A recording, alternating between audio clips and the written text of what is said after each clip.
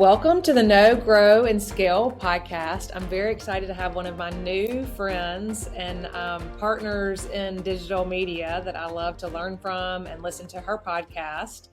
She is a marketing leader with 15 years of career experience and deep expertise in developing innovative digital strategies to develop and launch paid media campaigns and drive growth for businesses. She builds, she coaches, she mentors teams into high-performing customer-first digital experts, and is really, her experience spans through B2B and B2C. So Kristen Schneider, I'm so glad to have you today. I'm glad that one of our mutual friends connected us, and I really just want to, the purpose of this is kind of twofold. One, to talk about your own entrepreneurial journey, and then secondly, just to ask you some questions that businesses, both in B2B, mostly B2B, but also B2C can learn from. So if you don't mind introducing yourself and kind of tell us about your journey and how you got to where you are now.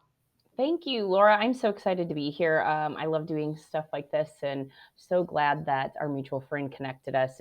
I think it's incredibly important to connect with other entrepreneurs, women, whether you're men or women, it doesn't matter to me, connecting with like-minded people to, Yes. Level up, also know the hardships you're going through, because this entrepreneur game is not for the faint of heart. I always tell people that. So thank you for having me. I appreciate it.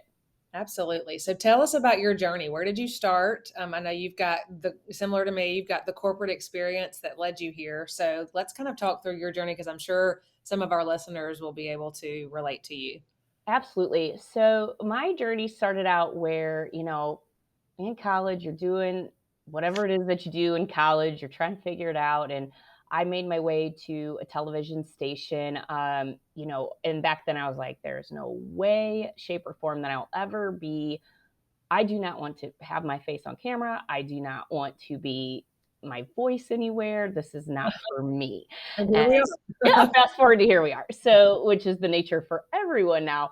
But I gravitated towards the promotions department and then the sales department. And, back then I'm going to age myself here, but back then I was selling digital marketing to and advertising to people who were like, what are you talking about? You want my ad on a mobile phone?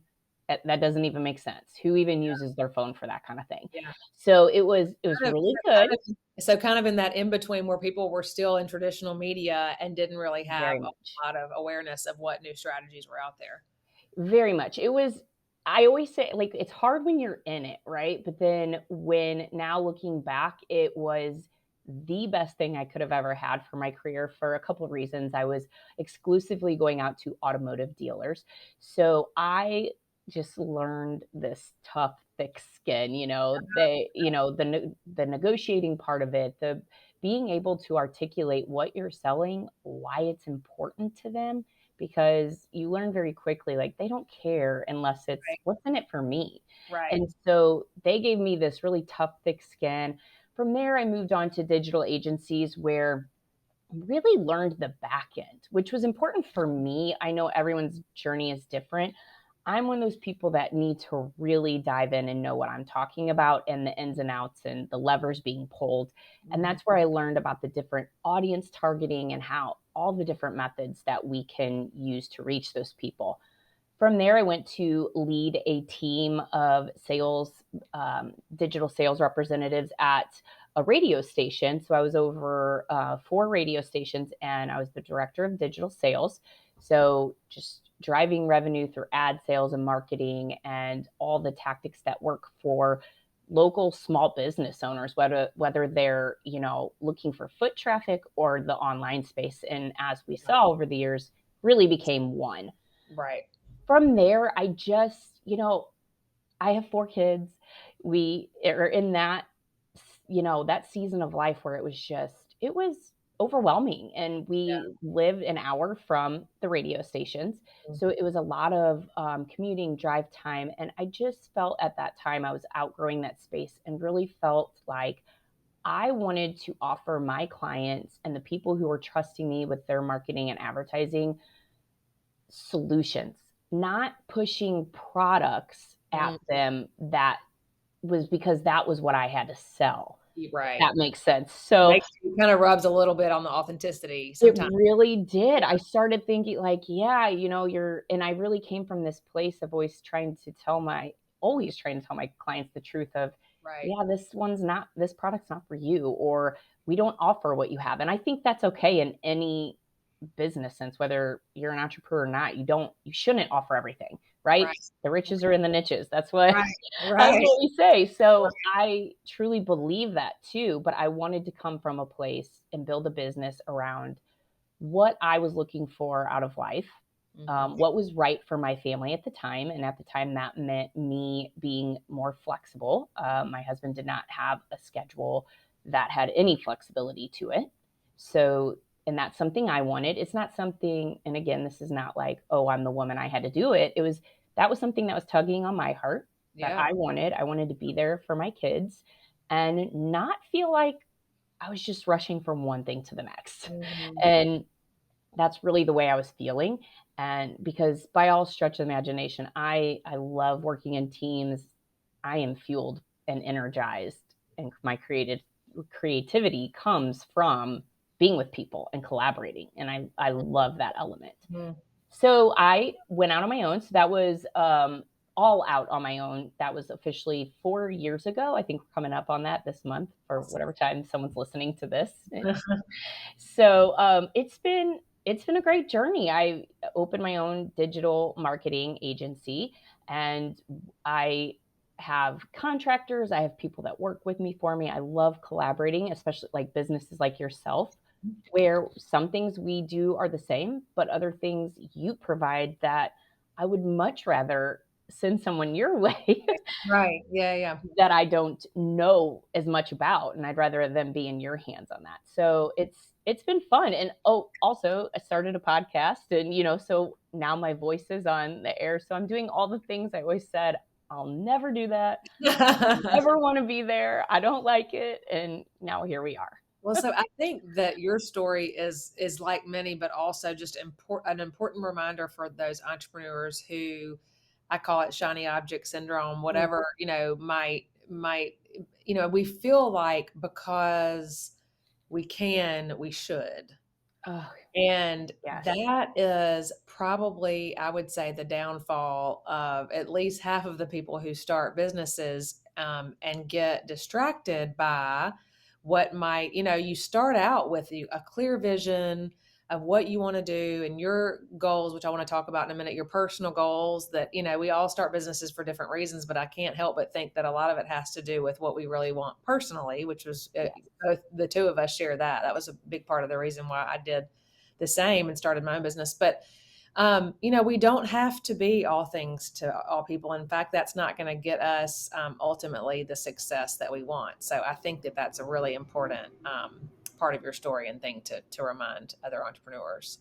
I couldn't agree more. And there's different seasons, and this is one thing that I've really worked on personally, because I am the type of person that is very like all or nothing. I am when Right. I get fixated on something or I'm really charged up about it, I am all in and I'm going after it. That's like probably the salesperson in me, or why I enjoyed sales, because it's Mm-hmm. that competitiveness, or that I'm going to prove I can do this. Right. But just because we can do it doesn't mean we should. And it does get you chasing down a rabbit hole Mm-hmm. sometimes that isn't in alignment with what your vision was. And things change over time, and I think that's all great, and it's important to experiment and not stay in the same, always. One of when I was at corporate, one of the things I hated the most was, and the thing I get frustrated the most with businesses now is, well, that's the way we've always done it. Like, I Yes. want to eliminate that from. Whole phrase, yeah, from corporate life. Yeah. I do, and it's like, whoa, and I understand that we need to stay on track and we shouldn't chase every shiny object. Mm-hmm. However, there's something to be said about, you have to experiment, you have to see what works for your business. And I just failing forward. I had this epiphany the other day. It's just like, I'd rather be failing and learning from that and moving forward than standing still and not implementing anything because I'm too scared to mess up. Right, right. I totally agree. Totally agree. Thank you for sharing your journey. I love just hearing about kind of where you've come from.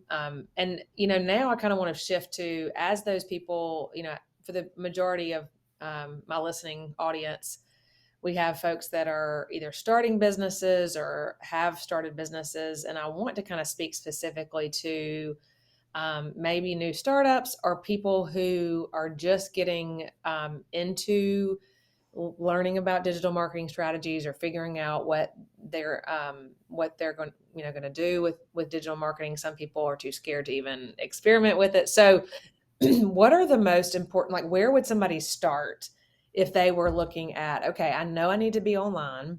Mm-hmm. I know that my audience is online. Specifically, a lot of times in B2B, if you're selling nationally, you have to be online, or else, I mean, you can't necessarily always be door to door if you're selling a product that appeals to the masses, and you've got to reach them. So talk about that a little bit. If somebody started from scratch, where would be the first place to start?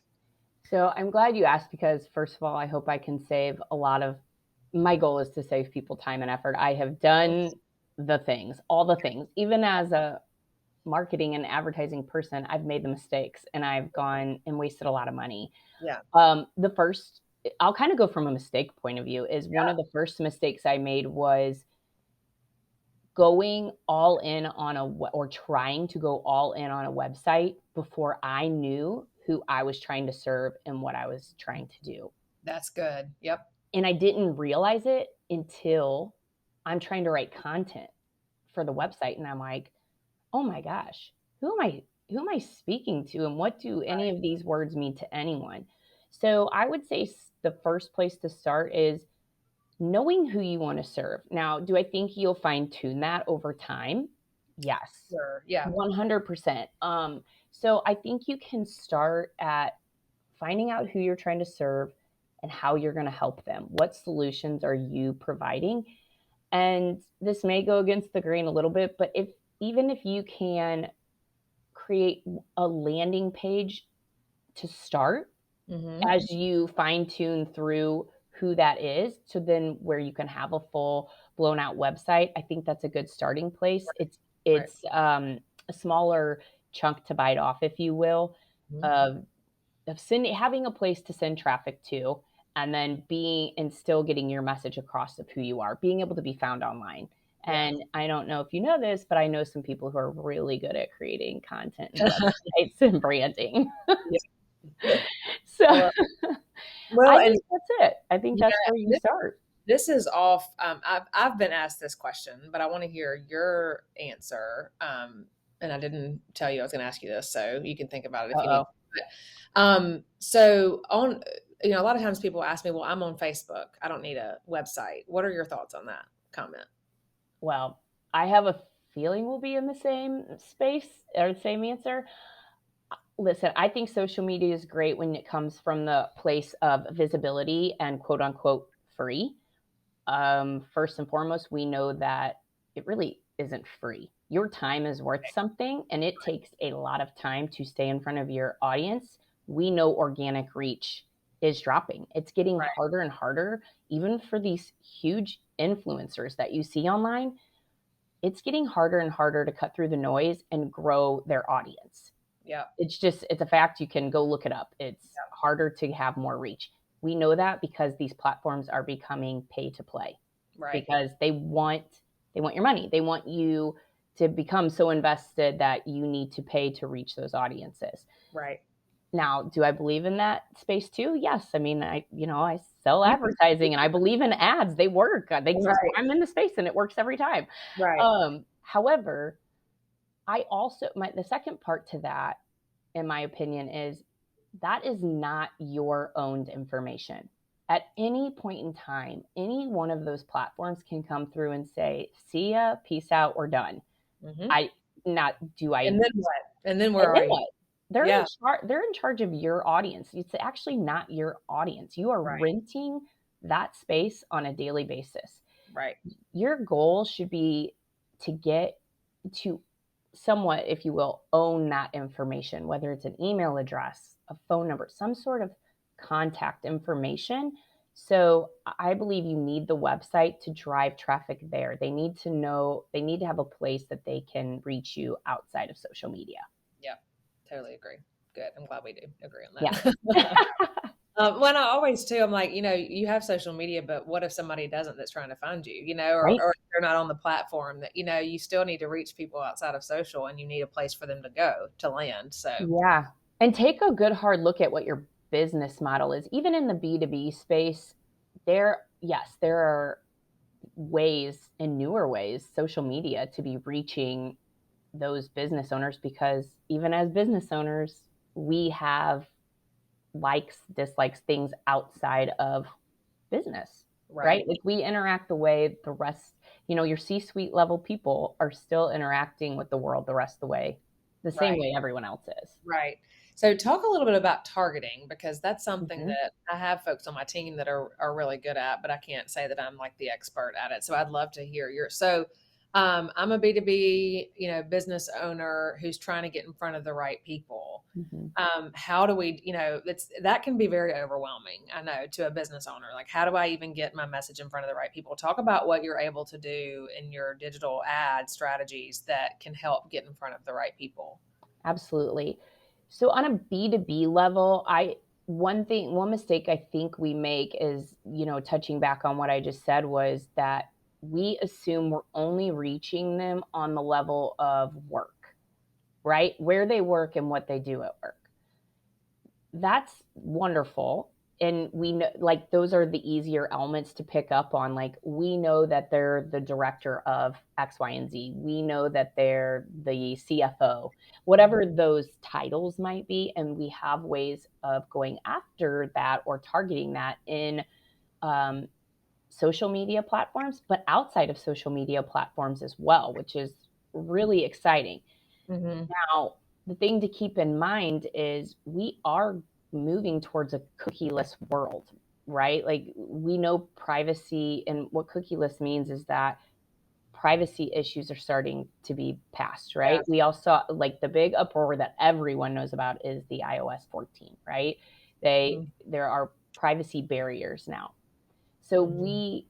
it's harder to know individuals' interests, behaviors, all the things that make us up as human beings and what we like to do. But there are still ways to reach people in that way. We can take our lists that we already know. Like, if you do have a list of customers who you already know is loves your business, could be interested in your business, do business with you already, we can take those lists and create what are called lookalike audiences. We want to find people who, by all accounts, do the same activities online as those people, because they Yeah. are more likely to interact with us and follow through with that. Yeah. So, anytime you're audience targeting, it's really at the base of it, it's getting in the mindset of who that person is and what level they work at. If it's, again, a CEO, CFO, and a director are all thinking a little differently in the business. Right. So you need to Right. know who you're targeting. And then from there, we can go in and build out what that looks like in the background. Right. So basically, you're wasting, like you said, you're wasting a lot of time and energy if you don't know that first before you Mhm. start with digital marketing strategy. That's good to know. I think that probably could maybe take a little bit of a load off for these people who are stressing about it. Like, you need to get, and I've always preached this as well. You need to go back to the basics and know who you are before Yeah. you can grow and scale effectively. So I think that's perfect advice. Now, I will say, the other part of that is, if you're new to business and you're trying to figure out who your audience is, you're not going to know that until you test some things. Like, you're Yeah. going to have to test some content. You're going to have to try to talk to who you think your audience is.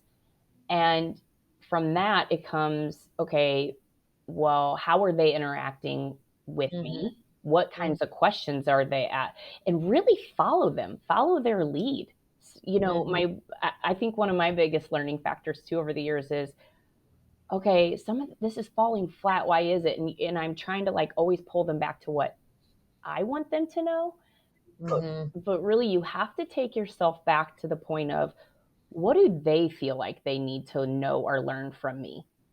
Mm-hmm. And actually that was a really, really great lesson that I learned, teaching a sales team, was what I thought was important for them to know was not what they thought they needed to know from me. So it's Yeah, really listening to your community and your audience. that's good. And of course, driving, it makes sense. You can drive more of your budget and attention toward the people that you notice are responding. And maybe that's what leads you to make shifts in your business, which I think is good. We all are always pivoting. Yes, That's an important entrepreneurial fact. for sure, for sure. So what is, a good time frame? I get asked this a lot, and I'd love to know your thought, but like what is a good time frame if somebody is making an investment in digital advertising and everybody wants to see it work immediately, which like you just said, it takes time to figure out, and I think that's good to be realistic and understand what a realistic expectation is. But what's a good, testing time frame before you start making pivots, or what's a good period of time to know if your ads are working or not? Okay, so if we're talking about ads, Yes. this is this is going to be kind of a, oh my gosh, you said the same thing and the opposite thing, and all, it's going to feel like that. But so traditionally, I would say, okay, give your media plan, your strategy, your implementation a good 90 days to see, like, okay, have I stuck to the same plan? Was I able to drive traffic? Did I get leads? Did I get engagement? Really use that time to test things out. So that's where I would say, though, where you dig in and it gets into the creative, right? So Mhm. the thing I always tell people is, what I do is I help you reach the right people at the right time with the right message, because all of these elements are important, right? So if you are seeing that a photo or an image is falling flat with your audience, like, change it. Like, if you are not getting that back, like, let's say you are running social media ads, or even, you know um, your PPC ads, your pay per click ads on Google. If you're seeing that headline is not drawing people in, change it. Like, if it's Mhm. been a couple days, 5 to 7 days, change it. Mhm. Test those out. But any overall strategy that's happening when it comes to ads, I think should be 90 days, because Yeah. we have to get beyond the vanity metrics, right? Mhm. Like, in social Mhm. media, everyone's talking about likes and followers. And I don't believe you need a million followers or even 100,000 followers to run a really good, solid business. You Right. know, it's really about the engagement and the people who are interacting with you that are going to move forward. So I think quality over quantity always. Right. And Right. so if you give that at 90 days, then to be able to really review the metrics, I think you're in a good space to be able to make the right decisions for your business. Right. And I think too, setting an expectation with your clients, or, as a business owner, understanding that 90 days is what you should give it to test and just see if things are moving forward. But it doesn't necessarily mean you're going to get your exact return on that investment in 90 days. It Right. might take a lot longer than that to get a return on your investment. But again, like that with, I feel like I usually recommend people give it 90 days, but then at the end of the 90 days, they're like, well, I didn't get my return. Well, your first 90 days is the investment to get it to the point where we know which direction to go in. So I think that it's kind of It's the launching point. it's launching. Exactly. Exactly. And I think that's a good thing for business owners to understand. Yeah. Well, what would be, as we kind of wrap up, I feel like this is really great practical insight for somebody that's just dipping their toe into this and digital marketing in general. What would be your advice to an entrepreneur, either on a personal level or from a marketing strategy standpoint, if somebody's, you know, just soaking up all they can here and trying to start or grow a business? What's kind of some general advice, or things that maybe you've learned that you would pass along to anybody in your shoes? Oh, that's a good one. Well, first and foremost, I would say there find the balance between consuming content of because you're going to have a lot of varying messages come at you, what you should do as a business owner, and really make sure that you're setting up that foundation of what your purpose is. And you're going to have to reset that Mhm. often. Like it's easy to get pulled in that shiny object where everyone's got the right answer for your business. And ultimately, they don't. You do. You have to trust your gut instincts Right. and let that grow within you. And there are going to be days that is excruciatingly painful, and you feel like, oh my gosh, am I doing the right things here? But so I guess my point with that, with the limit, the content and balance, that is because if you're bombarding yourself with other people's idea of what your business should be, you're constantly going to be pivoting in a direction that isn't true to why you wanted to start this business, Right. what life you want to create. We talked about this in the past, is, you hear all these messages about, oh, be the 7-8 figure business owner. Well, that's not what everyone's life goal and dream is. And Right. it's Right. okay if it's not yours. It's Right. okay. If you Yes. if you just want to make enough to live on so that you have the flexibility with your family or to travel or X, Y, and Z, that's okay. That's a great goal. Yeah, that's That's exactly an right. amazing goal. So don't let people push you in directions that you may not want to go, because there's always going to be someone who has all the right answers for you. And Right. really That you're you the can pay, only that one you who can can pay to determine do that. all the right. Right. The coaches and all those people who. Absolutely. But I do, so that would be the second piece of advice, is I would say surround yourself with, use the investment to find, and this is a personal opinion, is to find a business coach who Mhm. is several steps ahead of you, Mhm. who has gone through what you've gone through. Because the one thing I will testify to is you only know what you know. So they're a few steps ahead of you and can say, yes, you can. If your goal is to move mountains and make an impact, and they're going to be able to say, you can do this here, help you think outside that box.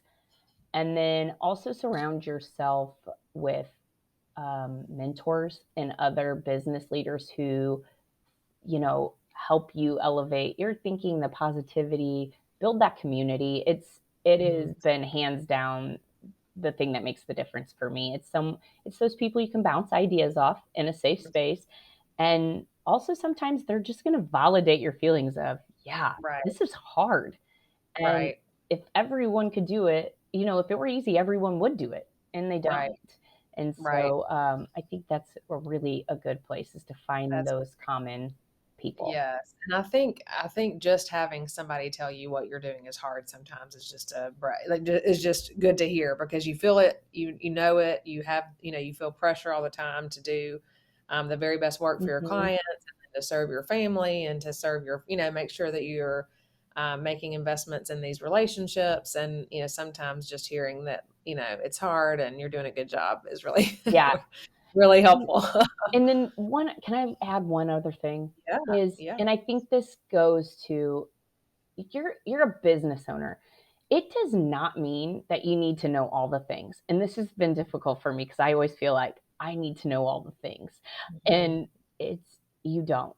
There is a reason that there are people out there like you who I'm like, hey, Laura, girl, please, like, I cannot create a website. Please Yeah. help Yeah. Yeah. me. Or the fact that I'm not the expert in that piece of the marketing is like, I'm going to invest in someone who can do that for me so I can focus on my business and where my expertise is. So I think it's really staying in your lane, and Yeah. then hiring a contract. I mean, contractors are amazing for your business. Right, Be able right. to hire those people who They're specialized in what they do. Yeah. specialized, can knock it out for you, really walk alongside you and partner with you. And there's just no shame in it. It's like I've Right, wasted so much time and energy on trying to do everything myself, and it's not going to work. It's right, just never going to work that way. right, Right. That's good. Well, so if somebody's interested in finding you, I know, talk about your podcast a little bit and tell us where they could find you. Absolutely. So you can find me on all the major platforms for podcasts, and it's called The Digital Traffic Show. And we talk about driving more traffic and leads and finding the right people at the right time with the right message. It's all about driving the real conversions for your business and all the newest and greatest ways, but also the strategy behind it and really finding your right audience. Yeah. And then you can find me on social media. It's at Kristen Schneider Co. is my Instagram handle. And you can find me on LinkedIn, all the social medias. Everywhere, all the places. Right. Well, thank you so much. Thank you for being a great friend and for being a good just partner to bounce ideas off of and to learn from. And I know that people will enjoy hearing from you. And be sure you subscribe to her podcast because she has a wealth of knowledge and interviews a lot of really cool folks on her own podcast. So be sure you check her out. Thank you so much, Laura.